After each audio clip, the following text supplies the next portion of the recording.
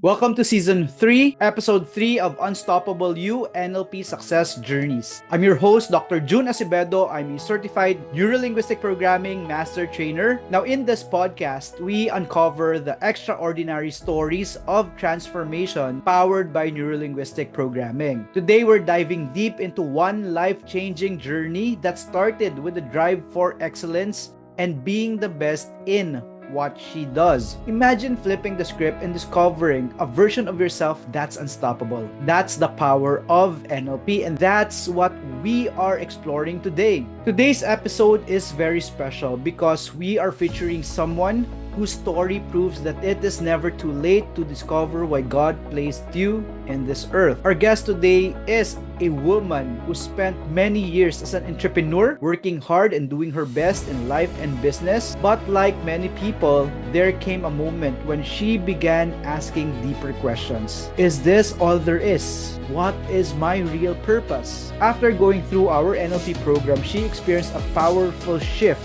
in clarity and direction. Today, she is using what she learned to serve her church and community as a counselor, helping others heal, grow, and find hope. Her story is a powerful reminder that when you gain clarity and purpose, life takes on a whole new meaning. So if you've ever felt stuck, if you've ever wondered whether there's something more than you're meant to do in this world, then this episode will truly inspire you. Let's all welcome Coach Lilibeth Jolampong. Kamusta naman yung counseling mo ngayon, tita? We are now opening our counseling mission to the BJMP. It's the People Deprived of Liberty sa women's section. So we just started it last week. Thank you for saying yes to this session, tita. No? I believe kasi na marami ding makakapanood nito and you get to help more people. Take us back to the moment when everything changed in your life. What was your breaking point or challenge or wall that you were facing during that time? Way back in early 2000, my husband and I joined the marriage encounter movement. So it was during that time when we realized that there's really a need for dialogue and hearing out your feelings. It was also at the time when they invited us to be team couples. To be team couple. So nung kami naging team couple, ang topic namin is marriage in God's plan and marriage spirituality. And during that time, we were already on training for marriage counseling. So right after our marriage encounter, we had trainings. And it was also along those years when Father Tanalega of CFM, Christian Family Movement based in Manila, trained us for marriage counseling. So since that time on, we were already counseling until up to the moment. It's really more on counseling, tita. No? So Yes. amazing that you found your passion and purpose as well moving forward, tita. In 2016, we were invited again by a priest from the Armada Perpetua Parish to be part of the pastoral counselors group. Actually, in Davao City, we are the only parish having this pastoral counseling. So during that time also in 2016, our licensed counselor, who is a doctor in psychology, trained us very well to do counseling not only for married couples, but for those who are suffering from mental health issues, addiction, at kung ano-ano pang mga problema. So natuto kami, we were trained well by very competent trainers. So I was very happy to be part of the team. It's also, di ba, if you discover your mission, your purpose, the next thing that we need to do is really sharpen our skills, eh. No, not to only Yes. rely on what we have, but we need to really keep giving value talaga, no, so that we can serve them better, tita. Tita, when you were in the counseling space already, what were the thoughts running through your mind at that time, and what made you realize that something had to change? During the pandemic, 2020, our mentor asked me to take up masteral in guidance counseling. Na ano ako ba? Mag-aaral ako ulit. So, it was a challenge for me kasi pandemic yun and online siya. Hindi ako marunong masyado sa computer. So, wala rin ako namang laptop that time. Sabi ko, ang hirap naman ito. So, but anyway, we were encouraged because we need to learn more. So, I once talked to a priest and I asked him, Father, kailangan ba talaga akong mag-RGC para magpatuloy ako sa aking pastoral counseling? I love serving as a pastoral counselor in the parish, but I don't think I can proceed to studying to be a registered guidance counselor. And so I was inspired by what he said. Ate, you don't need to study because that's science. What you're doing is you're inspired by the Holy Spirit and you have the gift. Develop that. Tibet dyan ka talaga. You don't need to study. So I said, I need to upgrade. I need to learn more, especially techniques, tools and techniques. You know what? How the Holy Spirit worked. I was browsing the Facebook, which hindi naman ako masyadong Facebook user. But I saw you. You were explaining about NLP. And I heard, so sabi ko, oh my God, Lord, is this my way to learn tools and techniques for my clients? So sabi ko, hindi na ako mag-aaral ng ilang taon. So this one is short and I can learn. So I was so excited. That's why I asked a friend who also is an NLP graduate in Australia. So I said, is this legit? Paki-check mo naman.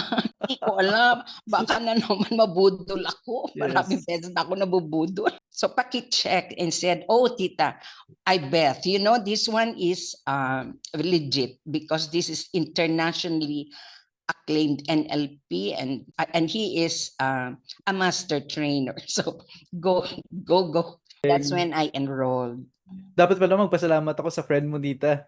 Now, tita, how did you first hear about NLP? And kumbaga, I know naman that what made you take the leap no, is your friend also and yeah, with Yes. this counseling. But how did you first hear about NLP or neuro-linguistic programming?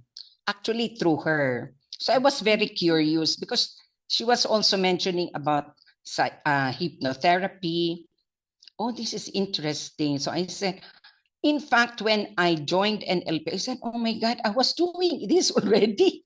But it's just affirming that you are doing the right thing in enhance ng course. So I was really happy that time. That we are already doing NLP techniques, hindi lang natin alam. Hindi lang kasi intentional. Walang label that, let's say for example, we're doing reframes already, we're giving metaphors, right? The stories that you're telling, or the questions that you're asking are meta models. You're building rapport with your clients already, tita. Na kumbaga, we just do it kasi parang feel natin yan yung tama. Alam mo, what's the impact of that process to that client? Kailangan ko i-reframe siya. Kailangan ko na to ask questions para alam ko kung ano yung parang hindi niya na-share sa akin para mas natutulungan ko siya, tita. Yes. Naintindihan ko na, yan pala ang reframe. Yan pala. So, meron na siyang title, right? So, having a title makes it more intentional. Was there a specific NLP tool or technique that immediately shifted your perspective? When you were learning it during our program, meron bang parang one tool na parang, ay, ito talaga yung parang something that has helped me? Actually, the tool, it's clarity of purpose.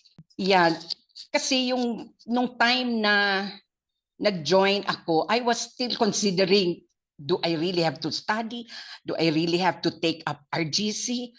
But then, when I attended, my purpose of being with the pastoral counseling in the parish is really my passion that, you know, I'm not going to teach.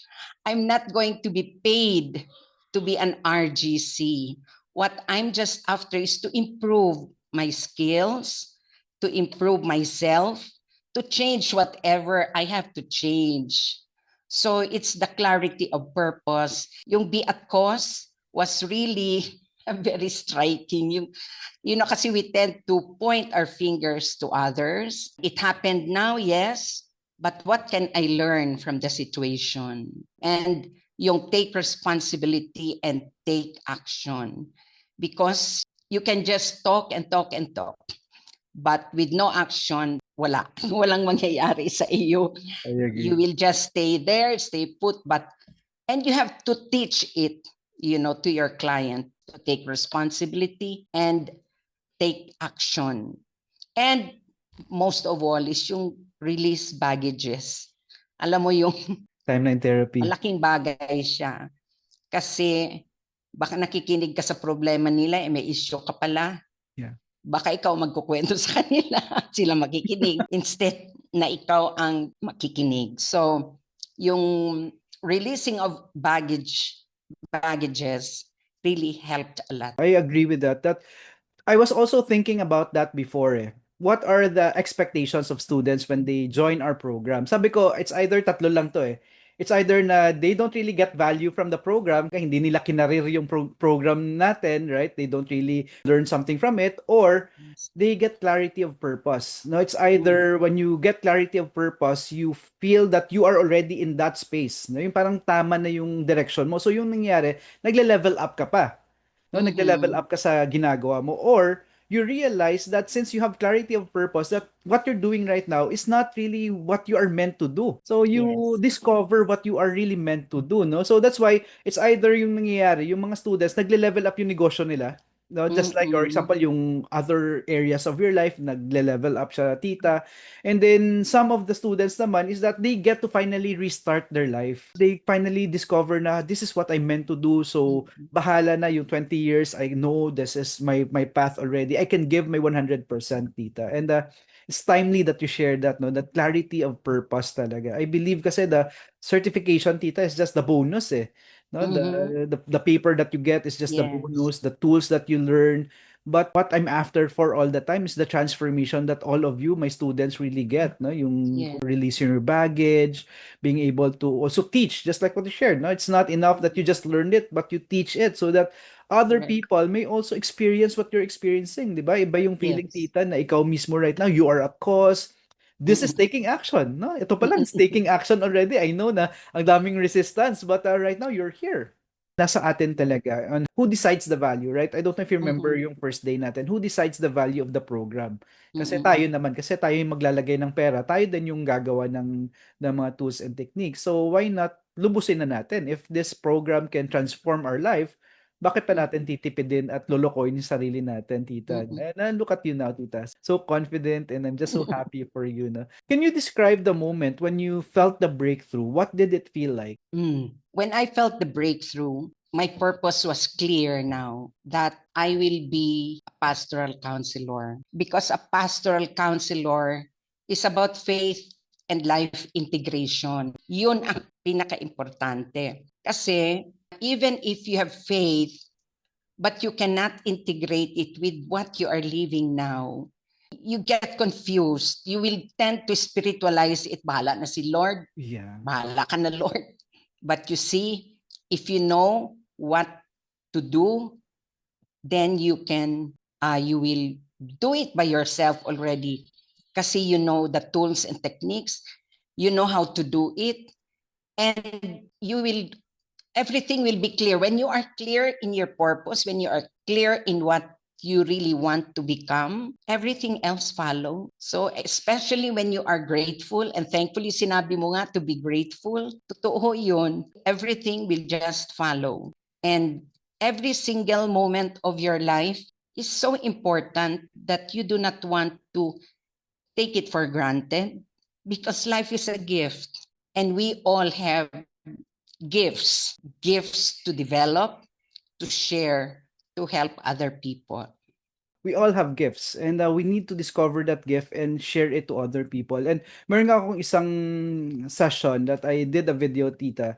Despite the Philippines being a Christian country, bakit ganun pa rin? No? Why is there still rampant yung corruption? We are not still formed because the priest said that Kasi in the Philippines, naging ritual and traditions na lang yung religion natin. No more personal transformation. That's why what you shared that we tend to spiritualize, bahala na si Lord, no? But we don't Mm-mm. take action. We Mm-mm. don't make an effort to also improve ourselves and help the Lord, 'di ba? Kawawa naman si Lord kung puro Yes. siya na lang yung gagawa para sa atin. And I always believe in the scripture, tita, that Matthew 7 verse 7, 'di ba? Ask and you shall receive, seek and you shall Yes. find, knock and the door shall be opened.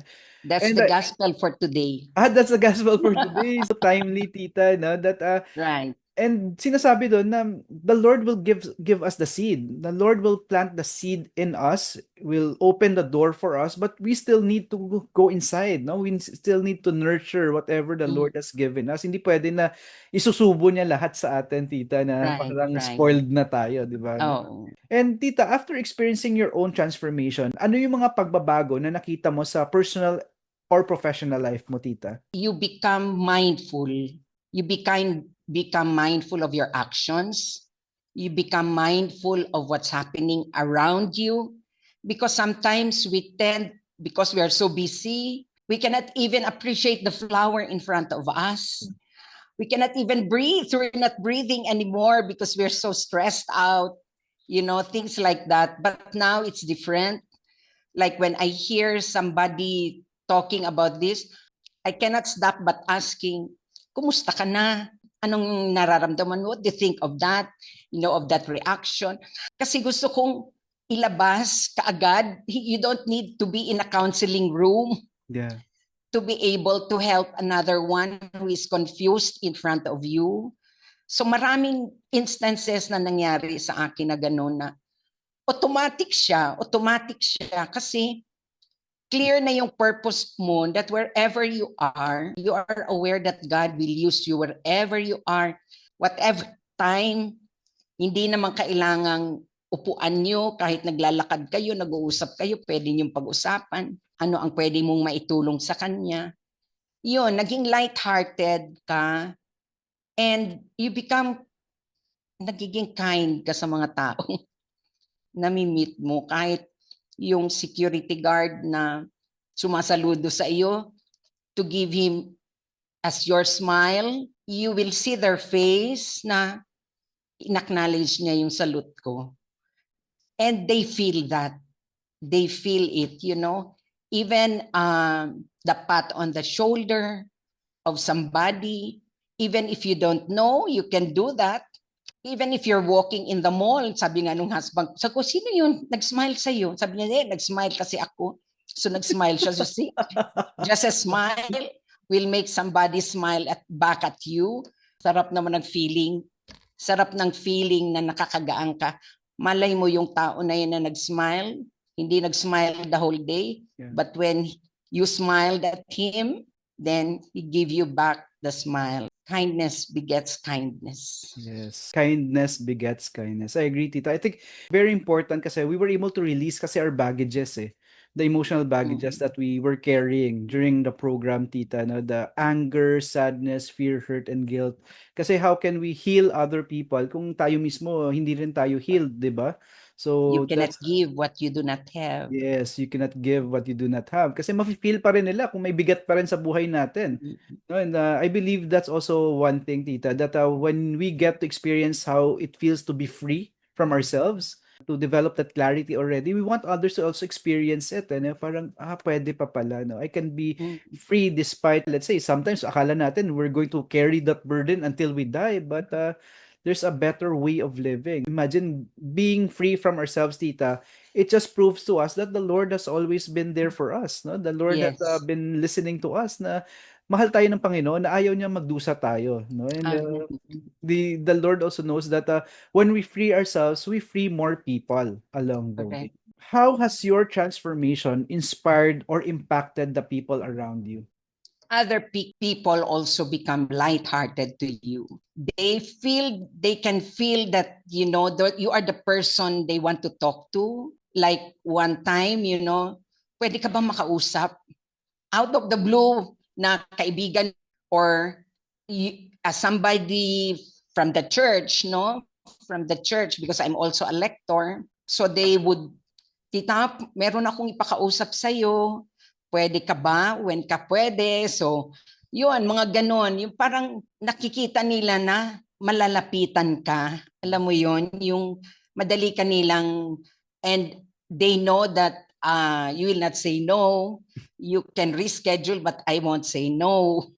So after that, things became lighter, even in my family. Like before, alanganin sila mag-open up sa akin, may problema sila, but now they open up to me. It's easier for them to talk to me now than before kasi ako was open. Nakita nila na I encourage them to open up.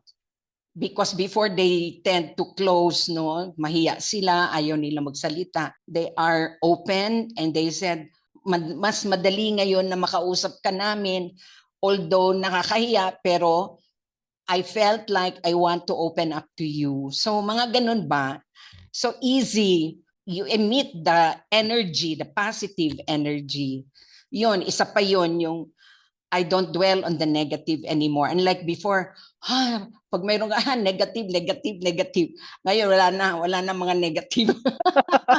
Balik na tayo sa positive. Kasi dalawa lang naman yan, negative or positive, mamili ka lang. You have a choice. I always tell people that if we want other people to change, we need to start within. That we need to change first. No? People around you will not change, but when you change, people around you change. When I also started to change yung relationship ko sa family ko, sa wife ko, sa anak ko, sa in-laws ko, even my mother and my siblings, nag-improve talaga, tita. No? It's something that we need to start first within ourselves. And then, yun nga, because maganda kasi sa state natin, tita, especially for you, because at your level, at your age right now, and then nakita ka nilang nagbago ka, no? You were able to change. So, na-break yung resistance nila sa utak nila. Sabi na, kung si mama pwedeng magbago at her age, bakit tayo hindi? That's also one thing that I would always say, that for parents, for the children to change, they need to change first. So that the children would say na if kaya ng parents ko magbago at their age right now, what's stopping us from changing kung when the time comes, right? The change really starts with you. I agree. Because again, we are at cost, tita. And syempre, being at cost, we create our world according to the Lord. One thing that I also realized, tita, is that when we build a personal relationship with the Lord, when we put the Lord first, everything becomes second. No, walang third, fourth, fifth, but everything becomes second. So we have more time. We have more time to be with our family. We have more time to take care of ourselves. We have more time to also fulfill our mission. So it's one thing that has also helped me awaken. No? Why would we disregard the other areas of our life just to put, let's say, career at first? But why not put the Lord first in our life, tita? Yes. And that also led us together, right? Because of our relationship with the Lord. Kasi I believe that stewards lang naman tayo, tita. Lahat ng meron tayo, pinahiram lang sa atin. No? Kung wala rin yung Panginoon, parang I believe na hindi rin aabot sa ganito, yung peace of mind natin, the clarity. Oh, yes. I'm just so thankful and grateful. Yes, I believe that's the one thing, and the peace of mind kasi not every day will go our way, di ba? Hindi naman every day bed of roses, may mga tinik pa rin, right? If you were to go back and give advice to the version of yourself na nagsa-struggle siya during that time, ano yung sasabihin mo sa kanya? Trust, believe, and act. Trust, believe, and act. Just a recap, everyone, to those of you watching this, imagine the transformation of Tita Beth, no? Trust, believe, and act. From someone who was doubting herself, Tita Beth shows us that it's possible to rewrite our stories. The key here is taking the first step and believing that change is within reach. If you could summarize your journey in one sentence, what would it be and bakit? Life is a roller coaster. Enjoy every moment of it, because for every ups and downs, you are never alone. Trust. With full faith and full trust. We pray, no? Nagdadasal tayo, pero we still worry. Nasa Bible yun, di ba? Sabi, do not worry. But we still keep on worrying o overthink. So, hindi maka-work si Lord sa atin kung worry pa rin tayo ng worry, kasi sinabi na nga niya, don't worry. With full faith and full trust. So, if you do something that you think is right, do it. If you are doubtful that is right, pray. because guidance will always be there.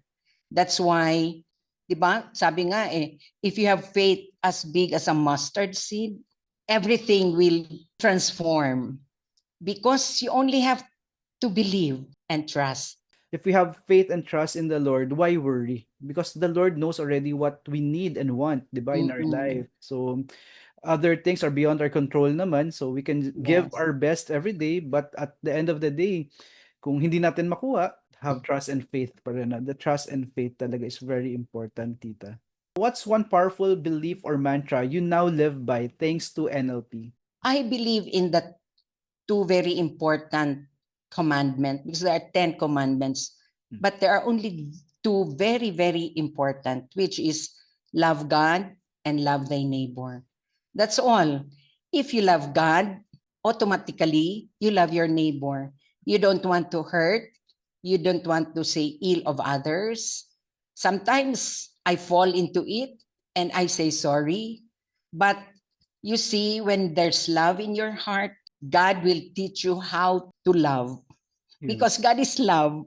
So, yun ang kanyang itinuro sa atin. Dalawa lang.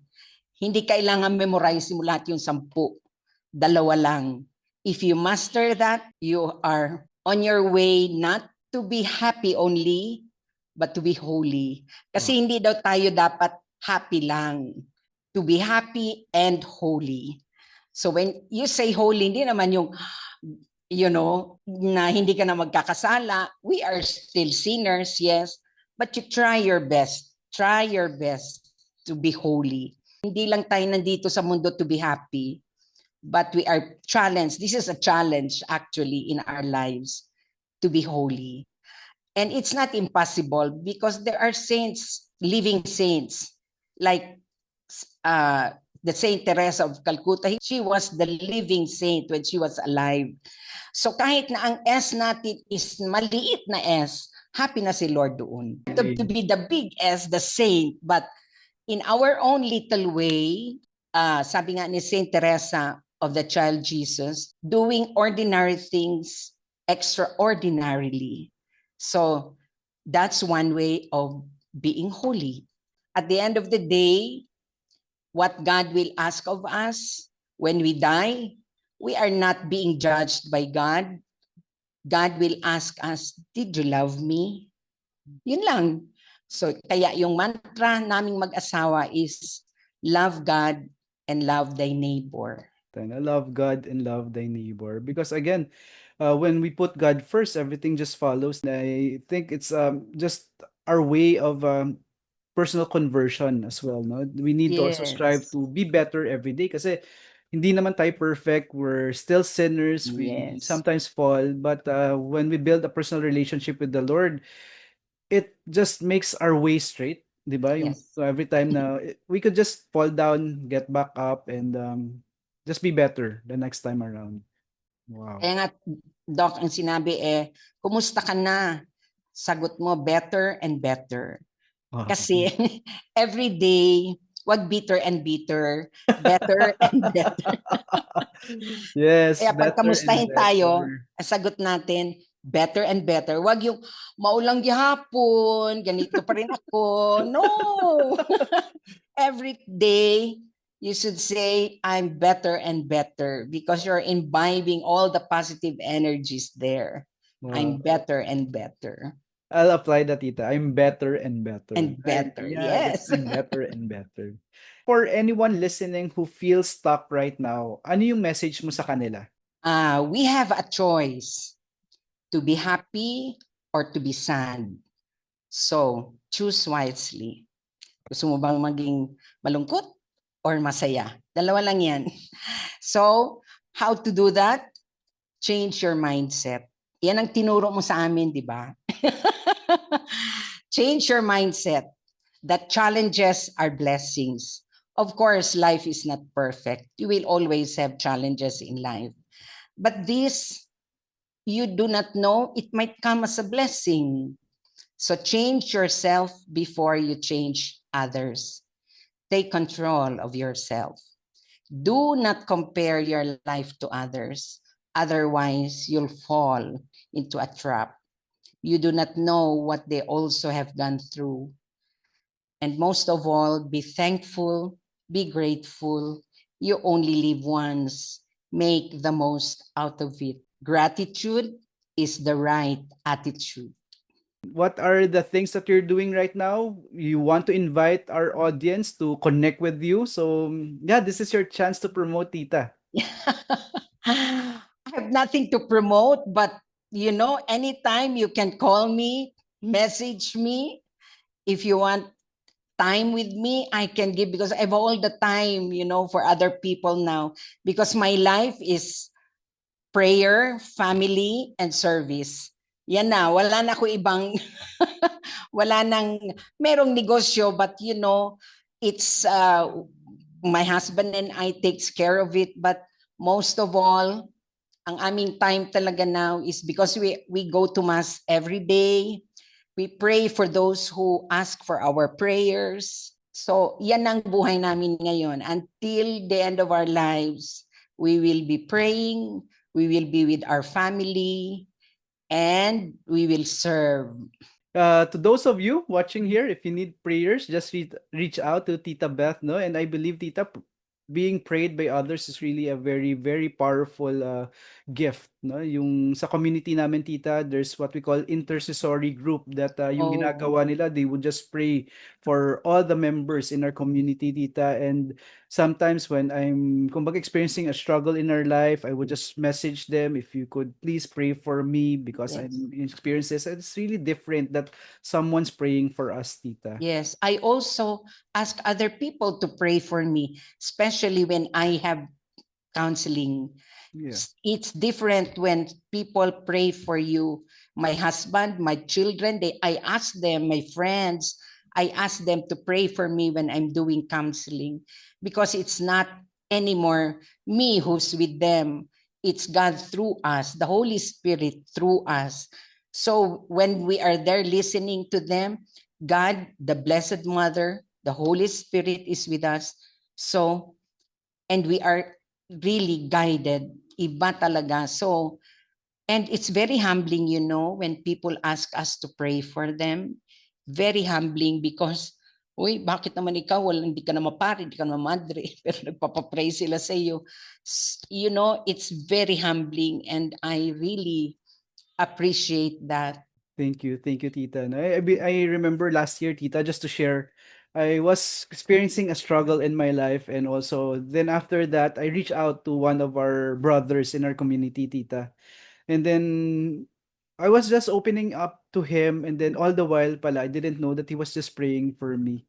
I believe that that alone was a big help for me, Tita, knowing that he was praying over me, the Lord was there for us, and oo nga, no, and I believe that also kasi when I also do the trainings, when I'm here in front of you, I don't only represent myself, but I also represent the Lord. We are kumbaga instruments of the Lord, and through us, we get to help people see that the Lord is always there for us. The Lord is still listening to our prayers, and we need to remind people of that, kasi minsan they feel na walang Panginoon, the Lord is not there, but we have a choice naman right? You have a choice to Correct. believe in the Lord. You have the choice not to believe in the Lord. So Mm. if believing in the Lord makes your life better, what's stopping you from experiencing that, right? What's preventing you from doing that? So I'd rather believe in the Lord and have the Lord in my life compared na ako lang tayo, solo lang tayo sa buhay natin, no?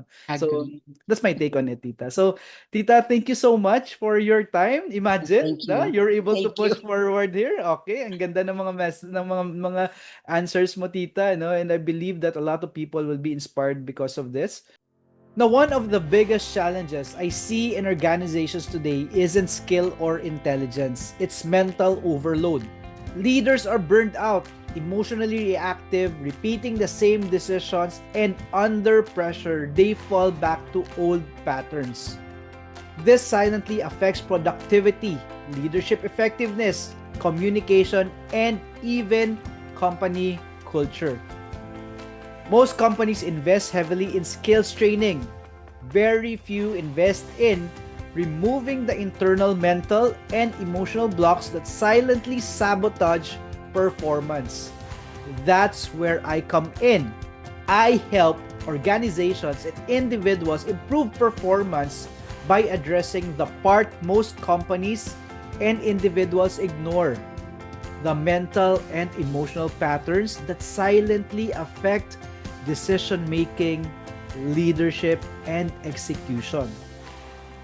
Using evidence-based NLP and timeline therapy frameworks, I help leaders and teams eliminate hidden mental blocks, regulate stress and emotions under pressure, and reprogram their mindsets for clearer decisions, stronger accountability, and faster goal execution.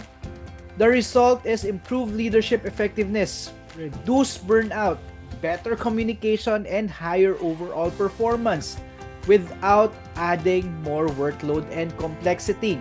How much do you think will that add to your bottom line when your leaders and you yourself and teams are operating at your fullest capacity?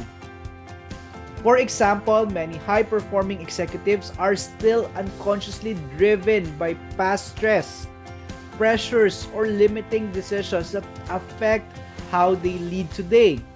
I help them reset their mental and emotional operating system. So instead of reacting, overworking, or repeating the same problems, they lead with clarity, emotional control, and strategic focus.